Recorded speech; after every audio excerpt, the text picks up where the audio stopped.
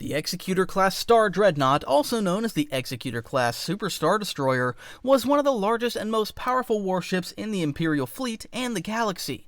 They often served as command ships of the Imperial fleet and were said to be invincible in battle. Its main hull was primarily dark gray and white, while the cityscape sections were black. However, the vessel's various onboard lights, combined with the deep space environment, often gave its hull a cerulean appearance, like in this shot in The Empire Strikes Back. The Executor class was the brainchild of Lyra Wessex, a brilliant and ambitious engineer who had already designed the Venator class and Imperator class Star Destroyers. Following her success with the Imperial class, Wessex sought to push starship design even further. Adhering to Kuat Drive Yard's philosophy of psychological warfare through starship design, also known as terror styling, Wessex believed that the sheer size of an Imperial-class Star Destroyer was a major factor in its ability to intimidate opponents. Working from this theory, she set out to design a warship that would dwarf all of her previous creations. Thus, the Executor class was born. To avoid scrutiny from the Imperial Senate, who resisted big spending on projects like these, the Executor class was listed in official Navy budget reports as a super-class Star Destroyer, with its actual length deliberately understated by several kilometers. This bureaucratic misdirection led to the widespread use of the term Super Star Destroyer to refer to the Executor class and other ships of similar size, even though this was not an official classification. The most famous vessel of this class was the Executor itself, Darth Vader's personal flagship. The Executor class measured an immense 19,000 meters in length and required a staggering 280,734 crew members, including troops and support staff. Mon Mothma even mentioned that should the rebellion ever be able to capture it, they'd never be able to operate it, due to the absurd amount of crew members necessary to keep it operational. They were powered by 13 Executor 50.X engines, and their armament was unparalleled, featuring over 5,000 turbo lasers as well as missile launchers and ion cannons. This meant that it had 100 times the firepower of a regular Imperial Star Destroyer. They also carried a complement of over 1,000 starships, including 144 TIE Series starfighters, including standard TIE fighters, TIE bombers, and TIE interceptors. Their hangars also housed 200 assault shuttles, transport shuttles, support craft, and Y-85 Titan dropships. For planetary invasions, the Executor class carried 24 AT-ATs, 50 AT-STs, and 2 IM-455 modular garrisons bases. Despite its overwhelming firepower, the Executor class was not without its flaws. The ventral side and aft section were relatively unprotected, requiring a strong starfighter defensive screen to fend off enemy starfighters and smaller capital ships that could exploit the ship's blind spots. Without adequate support, these vulnerabilities left the massive vessel susceptible to sustained attacks from enemy ships. Additionally, the Executor class featured multiple trenches within its cityscape, creating another potential weakness. If its shields were disabled, these trenches could be exploited using the trench run defense tactic, similar to the maneuver used against the Death Star. During the Battle of Endor, the Executor came under heavy fire from Admiral Akbar and the Rebel fleet, resulting in significant damage to its engine systems. At the same time, an A-Wing starfighter exploited the ship's trenches to navigate safely toward the bridge, ultimately crashing into it.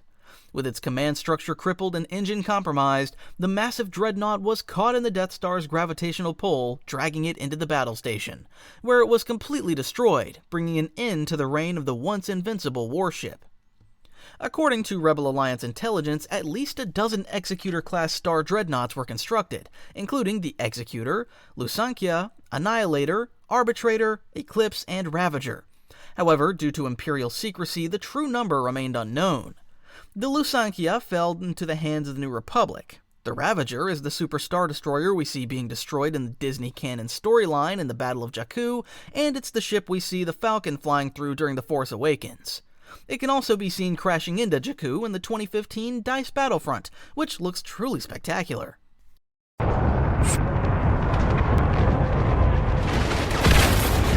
Finally, it's also by far the coolest LEGO Ultimate Collector Series ship ever made, and my favorite set ever. It's my first ever UCS set, and I got it for my 14th birthday, and I just love its design so much. Nowadays, it's quite hard to come by, but it's been a staple in my bedroom for years now. I even specifically designed a new shelf around it so I can fit it in because I just like to look at it so much. Got a boring day at school? Well, let me go home, play some Battlefront, and admire the beauty of the Executor in my shelf. Truly the greatest ship ever. No bias at all. Let me know if you own this set, but for me it has a very special place in my heart. Also, please like the video for this ship's grandeur. The Star Dreadnought prototypes were early experimental designs for the larger Super Star Destroyers. These prototypes served as test beds for advanced Star Dreadnought technology before the full-scale production of the Executor class. Little else is known about these vessels, as they were never widely deployed and remained experimental. However, their development certainly paved the way for the Executor class and other massive Star Dreadnoughts. The Eclipse class Super Star Destroyer marked a new generation of Imperial Star Dreadnoughts, serving as the personal flagship of Emperor Palpatine himself. Its construction was completed following the Battle of Endor and was even more powerful than the Executor class. The Eclipse was 17,500 meters in length, which is slightly shorter than the Executor class. However, it had a far greater mass, especially toward the front of the ship. Its most devastating weapon was its axial super laser, a scaled-down but still immensely powerful version of the Death Star superweapon. This super laser was capable of destroying planetary shields and vaporizing large sections of a planet's surface with a single blast. It was also used against the Executor-class Star Destroyer Annihilator, which was destroyed by a single blast from the Eclipse. The Eclipse class was equipped with state-of-the-art technology, including ion cannons and gravity well projectors, the latter of which functioned similarly to those found on Interdictor-class Star Destroyers, preventing enemy ships from escaping via hyperspace. In terms of complement, the Eclipse class carried 600 TIE interceptors, 96 TIE bombers, 58 total starfighter squadrons, 150,000 Imperial soldiers, 100 AT-ATs, 5 prefabricated bases, as well as the Shadow Droid starfighters. The crew of the Eclipse came out to a staggering 700,000 members, which dwarfs the crew count of 280,000 required to operate an Executor class by more than double. I do always wonder where they get all these people from to operate these insane ships. Only 2 Eclipse-class ships were produced, and both began production around 0 BBY. The first was simply called the Eclipse, and the second the Eclipse II. The Eclipse took nearly as long to construct as the Empire's Death Star battle stations, and for much of its service, it functioned as an orbital battle station over the planet Biss. In 10 ABY, during an assault of Palpatine's Dark Empire on Pinnacle Moon, the Eclipse met its end alongside the reborn Emperor Palpatine. As Palpatine summoned a titanic force storm to obliterate the New Republic fleet, Luke Skywalker and Princess Leia Organa Solo managed to disrupt his control over the dark side energy. The raging storm spiraled out of control, consuming the Eclipse and destroying both the ship and as well as Palpatine. Following this catastrophe, the Eclipse II was brought forward to fill the Eclipse's role. Though nearly identical, it featured modified thrusters. During a battle above Onderon, Lando Calrissian and Wedge Antilles led a small boarding team onto the Dreadnought. With their support, R2-D2 successfully hacked the ship's computer systems, sending the Eclipse II into hyperspace on a collision course with the Galaxy Gun. The impact destroyed both the Eclipse II and the Galaxy Gun, but in a final twist of fate, one of the Galaxy Gun's last projectiles was caught in Biss's gravitational pull, detonating on the planet's surface. The resulting explosion annihilated Biss, wiping out Palpatine's clone reserves and delivering a final blow to his Dark Empire. The Sovereign-class Star Dreadnought was intended to be a smaller and more streamlined version of the Eclipse-class Super Star Destroyer. Measuring 15,000 meters in length, it started development at the same time as the Eclipse. Just like the Eclipse class, the Sovereign class was intended to be a planet-destroying superweapon, equipped with a scaled-down super laser similar to the one found on the Death Star. Since it was slightly smaller than the Eclipse class, the Empire had hoped that its construction would be completed faster and in greater numbers. However, with the death of Emperor Palpatine and the fragmentation of the Empire, these plans were thwarted. Since the Sovereign class was smaller than the Eclipse class, the Empire initially planned for it to enter service first. However, by the time of Operation Shadowhand, the lead ship, Sovereign, was still under construction at the Biss shipyards. Instead, the reborn Emperor Palpatine launched his campaign aboard the completed Eclipse-class flagship. Other planned ships in the Sovereign class included the Autarch, Despot, and Heresiarch, though none were ever completed. The Allegiance-class battlecruiser was a heavily armed capital ship of the Imperial Navy. designed to serve as a more heavily fortified alternative to traditional Star Destroyers. At 2,200 meters in length, the Allegiance class was slightly bigger than the Imperial-class Star Destroyer, which comes in at 1,600 meters in length, but makes it significantly smaller than most Super Star Destroyers. It has been classified as both a Super Star Destroyer as well as a Heavy Star Destroyer, so that's why it's here on this list, but it isn't really in the same ballpark if I'm honest. Anyways, one of its most notable design features was the absence of underside hangar bays. This meant that Allegiance-class ships relied entirely on their powerful weaponry rather than deploying starfighter squadrons. The Allegiance class was armed with 6 heavy turbo blaster batteries, an upgrade from the 4 typically found on Imperial I-class Star Destroyers, as well as additional midship-mounted cannons. The Allegiance-class battlecruiser was in active service with the Imperial Navy by 3 ABY. Prior to the Battle of Hoth, several Allegiance-class ships rendezvoused with Death Squadron where Admiral Piet was also present.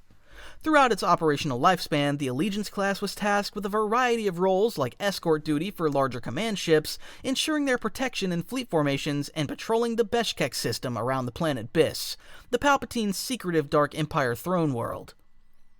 The Allegiance was present in the Battle of Calamari, serving as the command and communications hub for the Imperial invasion fleet over Dak. However, the New Republic fleet unleashed heavy fire on the Allegiance and its Procursator class Star Destroyer escorts, overwhelming and destroying them. 2 Allegiance-class Star Destroyers were also assigned to escort Palpatine's flagship, the Eclipse, as it traveled to the Syax system to confront the New Republic leadership. But yeah, the Allegiance class is kinda lackluster for Super Star Destroyers. The Mandator-class Dreadnought was the first starship to receive the official designation of Dreadnought, laying the foundation for the massive warships that followed. The first Mandator-class variant originated even before the Clone Wars. Over time, it evolved into several upgraded variants, including the Mandator II, Mandator III, and Mandator IV classes. During the Clone Wars, the Mandator class was a far larger and more heavily armored vessel than the Venator-class Star Destroyer, though it was produced in far fewer numbers due to the immense cost. By the time of the Galactic Empire, the Mandator III class was specifically designed as a massive weapons platform. It was both longer and more heavily armed than its predecessors, boasting shields comparable to those of the Executor-class Super Star Destroyer, as well as measuring 12,000 meters in length. The Mandator IV-class Siege Dreadnought was deployed during the time of the First Order, and it was 2.5 times the length of a Resurgent-class Star Destroyer, measuring over 7,600 meters long. Its design was said to have been inspired by Darth Vader's Executor-class Super Star Destroyer, however, I struggle to see the resemblances. It required a crew of 53,000 officers, 140,000 enlisted personnel to operate effectively, and carried 22,000 stormtroopers. One of the Mandator IV's most fearsome weapons were its orbital autocannons, which could fire 2 powerful salvos before requiring a recharge. These weapons were capable of obliterating planetary deflector shields and vaporizing massive chunks of planetary crust, making the Mandator IV class one of the most destructive non-super weapon vessels in the galaxy. During the war between the First Order and the Resistance, the Mandator IV-class Dreadnought Fulminatrix was deployed alongside 3 Resurgent-class Star Destroyers to lay siege to the Resistance base on Dakar. However, Poe Dameron alongside these phenomenal Resistance bombers were able to destroy the Mandator Dreadnought, but had to sacrifice the entire fleet in the process. This series of events led to get us the great scenes with Admiral Holdo as Poe was demoted afterwards. Yeah, okay, I don't want to touch on The Last Jedi any further. Following the Battle of Crate, the First Order continued hunting the Resistance and eventually traced a signal to Tanuna, a neutral planet known for aiding travelers. General Hux, leading a fleet of Resurgent-class Star Destroyers and at least 1 Mandator IV-class Siege Dreadnought, ordered the planet's destruction. The Dreadnought's heavy cannons bombarded the surface, while TIE bombers and snowtroopers carried out a brutal massacre, wiping out much of the planet's population. The Mega-class Star Dreadnought was a truly massive warship introduced in The Last Jedi. The Supremacy, the only known Mega-class Dreadnought, was Supreme Leader Snoke's personal flagship. It served as the mobile headquarters and de facto capital of the First Order, dwarfing even the Empire's largest warships, and is said to be the biggest ship ever constructed in galactic history. It measured an astonishing 60 kilometers in width and nearly 13 kilometers in length. It was large enough to carry 8 Resurgent-class Star Destroyers, 6 within its aft wings, as well as 2 additional Resurgent-class destroyers internally. It had a crew complement of 2,225,000 personnel, including officers, stormtroopers, and support staff, which made it the most heavily populated warship in galactic history. The Supremacy famously housed Supreme Leader Snoke's throne room, where we got the introduction to the pretty cool-looking Praetorian Guards, as well as the most anticlimactic death in cinematic history. Which was very fitting to the way the Supremacy was destroyed when Admiral Holdo executed the Holdo maneuver, ramming the Raddus into the Supremacy at light speed. The impact split the Dreadnought in two, dealing catastrophic damage. Although the vessel remained functional after the attack, it was ultimately abandoned as the First Order deemed it too heavily damaged to repair sufficiently. I've already talked in depth about how much I dislike the Holdo maneuver and how comically large the Supremacy is, but I do like the design. It looks sleek at least, and with it being 60 kilometers in width, it was basically its own flying city, or even country. The Arc Hammer isn't officially classed as a Super Star Destroyer, however its size at 9,600 meters could have categorized it as one. It was unlike any other warship in the fleet, as rather than serving as a traditional combat vessel, it functioned as a massive mobile production facility. The Arc Hammer served as the primary testing bay for the Dark Trooper project, an initiative led by General Rom Mok to develop larger, more powerful robotic stormtroopers. The ship's interior housed extensive automated construction lines, with 4 large hangars dedicated to receiving cargo, assembling Dark Troopers, and deploying them directly above target worlds. Following the destruction of the Death Star in 0 BBY, Imperial leadership grew more receptive to General Mok's philosophy. The elite soldiers should be able to dominate the battlefield. As a result, Mok secured approval for the Dark Trooper project, leading to the Arc Hammer's commissioning as its primary production facility. To maintain the secrecy of the Dark Trooper project, the Arc Hammer frequently jumped to hyperspace, with only Darth Vader's Super Star Destroyer, Executor, knowing its precise location at any given time. By 0 ABY, the first working Dark Trooper prototypes had been completed. To demonstrate their effectiveness, Mok ordered a raid on Tac Base, a rebel outpost on Talay. The attack was devastating, with all rebel personnel wiped out and only one escaping ship, which was boarded mid-flight by a Dark Trooper that killed its entire crew. The Rebel Alliance dispatched the mercenary Kyle Katarn to investigate the loss of Tac Base. While surveying the wreckage, Katarn discovered a massive blaster weapon, far too large for a standard stormtrooper to wield. His investigation led him across multiple Imperial research facilities, eventually uncovering the existence of the Dark Trooper project. Determined to stop the Imperial super soldiers, Katarn infiltrated the Arc Hammer by stowing away on a cargo transfer. Once aboard, he planted sequencer charges on several power couplings, ultimately destroying the ship, bringing an end to the Dark Trooper project. The Vengeance-class Star Destroyer was a unique variation of the Executor class, distinguished by its slender, elongated frame. Unlike the broad, dagger-shaped hull of standard Imperial warships, the Vengeance class featured a narrower, sword-like profile, giving it a more streamlined and aggressive appearance. The Vengeance class was similarly armed to the Executor class, boasting an array of turbo lasers, ion cannons, and missile launchers. The most notable ship of this class was commanded by High Inquisitor Jarek, a former Jedi who turned to the dark side and sought control over the Valley of the Jedi, where he believed there was massive amounts of force powers for him to exploit. His Vengeance-class Dreadnought played a key role in his campaign, but was ultimately destroyed alongside Jarek during Kyle Katarn's mission to prevent Jarek from harnessing the Valley's power. By 10 ABY, Vengeance-class Dreadnoughts were deployed in several key battles. 3 of these Dreadnoughts participated in the Imperial campaign to retake the core worlds, later becoming involved in the Imperial Civil War. Various Vengeance-class Dreadnoughts were also spotted near Biss during Emperor Palpatine's Operation Shadowhand campaign. The Megador was a Super Star Destroyer that served as the flagship of Admiral Gilad Pellaeon during the Second Galactic Civil War.